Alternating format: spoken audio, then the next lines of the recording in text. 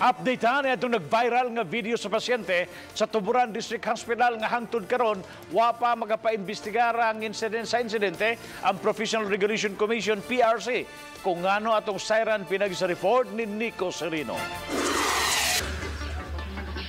Pipila ka semana na sukad migawas ang issue kabahin sa viral video nga kuha sulod sa Tuburan District Hospital.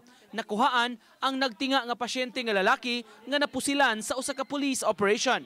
Makapila kahigayon kining nagpakitabang sa mga medical personnel. Ang Kapitolyo pinaagi sa Provincial Health Office mipakanaog na og desisyon kabahin sa kalapasan sa mga nurses sa pagvideo ug pag-upload sa social media sa maong hitabo.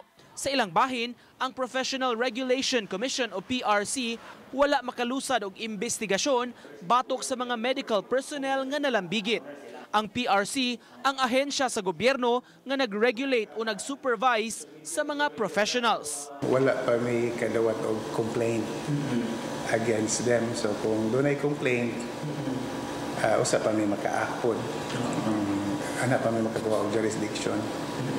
Kaya once na-complaint, amo man ang i-iso mo ang respondents. Dugang sa PRC, ang Board of Nursing ang dunay jurisdiksyon sa mga nurses ug maoy mo imbestigar o baka mo mando kanila sa paghimo og pakisusi. Ila hinong gisaad nga kun mapaubos sa investigasyon, musubay kini sa due process. Muagi siya sa atong process, ato silang isomon, paatubagon na to ang respondent sa complaint, and then itanaw na to og ngayon ba sila i-subject for mediation, pero kay medyo bugat-bugat man tong aligasyon, so pwede mo i-ditso na to sa hearing proper. Uban ni Godfrey Relien, Nico Sereno, Balitang Bisdak.